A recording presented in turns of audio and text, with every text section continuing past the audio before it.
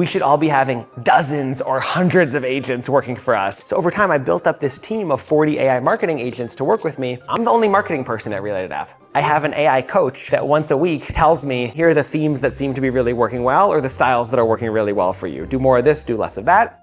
That's why I've had a few very successful posts on LinkedIn. So for example, the post was, here are the 40 marketing agents that I actually use. And that post so far has 1.5 million impressions and the most comments ever on a LinkedIn post. You know, I've been posting consistently on LinkedIn for a year with no results. And then all of a sudden I was like, whoa, if your job is as a junior content marketer to take a YouTube video and write a blog post based on that YouTube video, that job won't exist anymore. A high quality marketing contractor, let's say I had 4 people at $12,500 per month each, that would be $50,000 a month, and my AI bill is $500 a month. Building AI agents is the fundamental skill that will define every professional's career for the next 30 years. It's a requirement. In the same way that knowing how to use spreadsheets like Microsoft Excel was a requirement for the last 40 years, knowing how to build AI agents is a requirement for the next 40 years. We are all using it for probably 1% of what we should be using it for. Here's what I'll say. AI is way underhyped.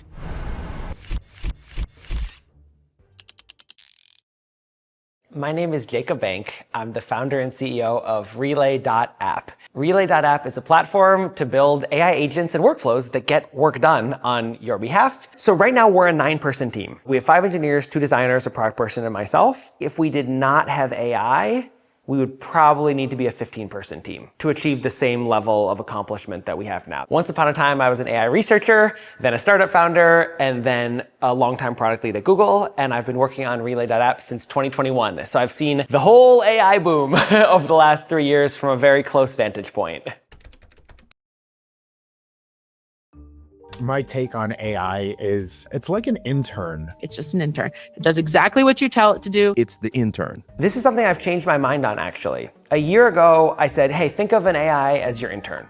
And then I realized that that was the wrong mental model. There is certainly a class of tasks that AI can do. Those are the time-saving kind of tasks that you would give otherwise to an intern. But AI can also do these strategy analyses and competitive analyses and content creation tasks that an intern definitely could not do. So for example, I am not good at sales calls. I do not have a background in sales. It does not come naturally. But it turns out there are some techniques that are pretty valuable in sales calls. So I have an AI coach that reviews all the transcripts of my meetings and says, oh, you could have talked about this better, or you could have articulated this value, or you were too eager to jump into a demo there. You should have asked some more discovery questions.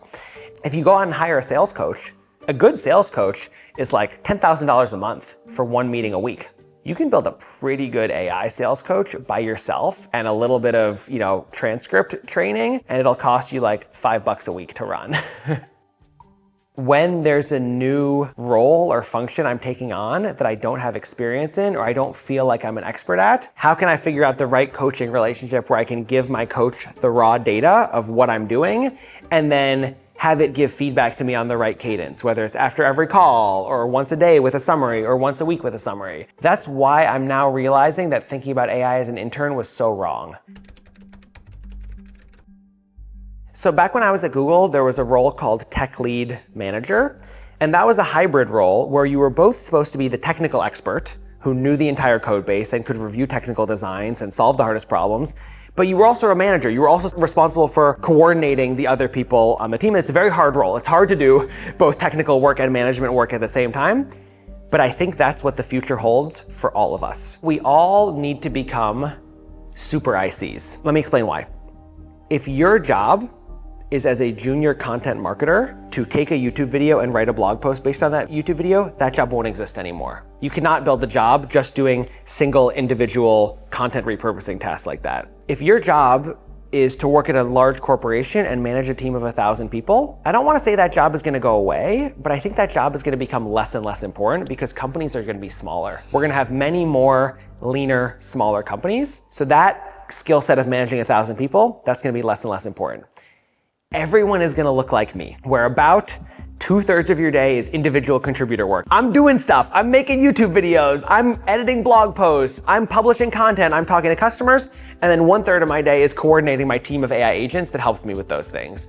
The thing that's so exciting about this super IC future is that that's the work most of us love. Most people that I talk to who are in very junior roles are like, I wish instead of just writing this blog post I was told to write, I had a bit more strategic influence on what we were doing and why. And everyone I know, including myself when I was at Google, who was in a complete organizational management role, was, I wish I could be closer to the work. I wish I could get back into product. I wish I could be closer to the customer and the user. And so now I think every role in the future will combine the best of both worlds.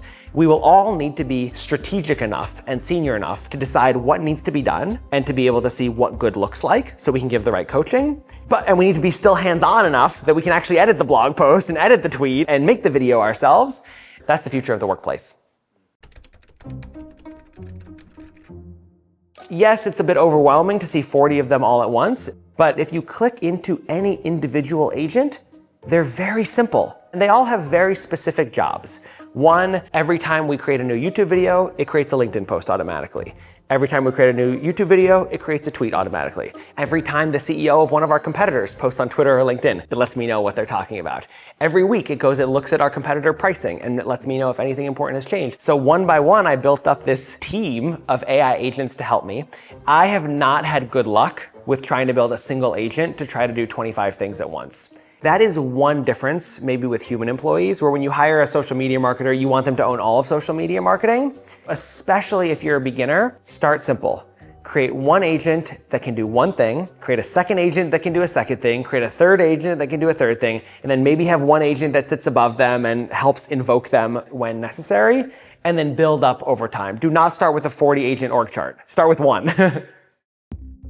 One very important thing to keep in mind is that AI agents are not a set it and forget it kind of thing. You can't just build an AI agent and say, oh, this thing is just gonna work for me forever. I'm constantly modifying my AI agents. For example, I do assessment calls with new customers where I'll spend 30 minutes with them and we'll identify opportunities for AI in their business. And I thought, wouldn't it be cool if they got a personalized Google Doc from me after the call with what we had talked about, with 5 specific use cases and links to templates. And I thought this was so cool. So I built an AI agent to help me with it. I said, AI agent, your job is to take this transcript of the meeting and turn it into a really nicely formatted Google Doc to send to the customer. And after doing that 10 times, I was like, this is not the right format. The customers aren't reading the Google Doc. I should have just included it in the email. So I fired that agent. And I said, we don't actually need that job to be done anymore. I actually repurposed that agent and said, can you just take that summary and put it directly into the follow-up? Sometimes you just don't need that function to be done anymore. Like, we were very focused on SEO a year ago, and then we realized that it's just not the important channel for us right now. It's such a small percentage of our new users and it's relatively high effort, so we're not gonna focus on SEO anymore. So I told my AI SEO agents, you guys can stop for now. Like,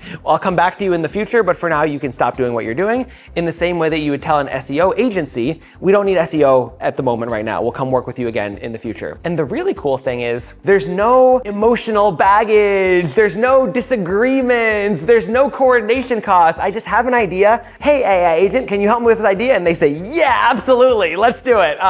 And so I don't want us to think about it as replacing people. I want to think about it as giving me superpowers. I wish I had the time to do all these marketing activities because I love doing them. They're very valuable to the company. And now I can do that. We all want to do more at our jobs. We're all ambitious people. We're all motivated people. We all wish we could do more. And now we have the tools to do so. It's fascinating to think about how perspectives on what a risky career is versus what a safe career is have changed over the years. In my parents' generation, a safe career was working at one large Fortune 500 company for 40 years. You know, getting your watch when you retire or after 50 years. And a risky career was starting your own company or moving between companies every couple of years. I think that has completely flipped. The riskiest career is if your skills are too tied to the environment of one particular company that could change over time. And the most robust careers are people who are starting their own companies and who are having lots of different life experience. I'll give you an example. Much of our team I've recruited from Google because we all work together at Google, and now we're working on this startup. And if you ask 10 people, what's riskier, staying at Google or joining a startup? Most of them will say it's safer to stay at Google and it's riskier to join a startup. And in terms of your cash compensation for the next year, yeah, that's true. Like, Google is gonna pay you more in cash for the next year than most startups will. But if you think through the long-term lens of your career, where it's about how broad of a network have you built? How many new skills have you built? How have you pushed yourself to develop new experiences? It is way riskier to stay at a company like Google than it is to join a startup or start a startup. There's two ways you can react to the current AI agent craze. You can say, I'm skeptical, I don't believe it, I'm gonna put my head in the sand, I'm gonna keep working the way I've always worked. That's one way to react. The second way to react is like, whoa, this is a cool tool that's gonna completely change the way that work is done, and I wanna be on the cutting edge of how I'm using it. Please be person number two. That's gonna serve you much better. I never want to communicate you should take more risk. That's not the way I frame the discussion. It's not you should take more risk. The way I frame the discussion is you should optimize your career for personal growth and learning new skills. And often the way to create personal growth and learn new skills is to go into newer and more uncertain environments where you'll have more responsibility and you're less sure of what's gonna happen. And I don't think that's risky. I think the riskiest thing you can do is to stagnate. And so for me, it's all about reframing the conversation about what risk is. Risk is stagnation. Progress means learning and growing and pushing yourself. And so I always want people to optimize for progress and growth and pushing yourself. I have no marketing background. I am terrible at marketing. I was not even on any social media platforms until a year ago. I hate sharing stuff about myself in public. It was deeply uncomfortable for me to be the person responsible for marketing at Relay.app. It was tragic for me when I realized that organic social media and marketing on LinkedIn was the best channel for us to succeed as a company. But I worked really hard at it for a year to learn to get good at it, and now I love it. And so it could have felt, oh, it's so risky to put so much effort in this marketing strategy that we haven't tried. No, it's an opportunity to take advantage of an uncertainty to learn and grow in a new direction. And I think often about how different the world my kids are gonna live in. There are certain areas of technology where I'm just like, wow, that's so cool, that's obviously better. I'll give you one small example. Where we live on Potrero Hill in San Francisco is very close to the main testing area for Waymo and Zoox. Zoox is, I think it's Amazon's self-driving car division. And so I take my kids to school, my two older daughters are sitting behind me on a cargo bike, and they're saying, Waymo, Zoox, Waymo, Zoox.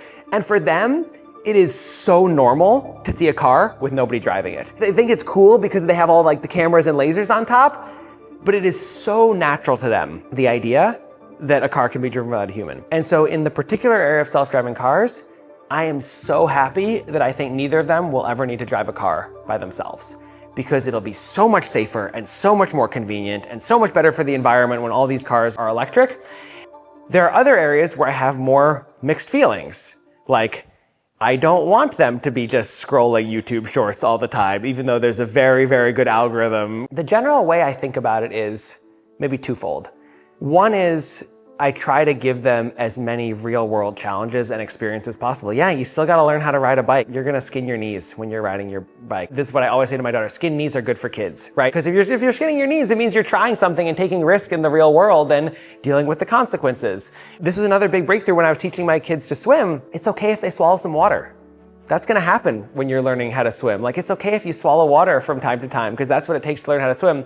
So I'm trying to have them take, some risk in the real world.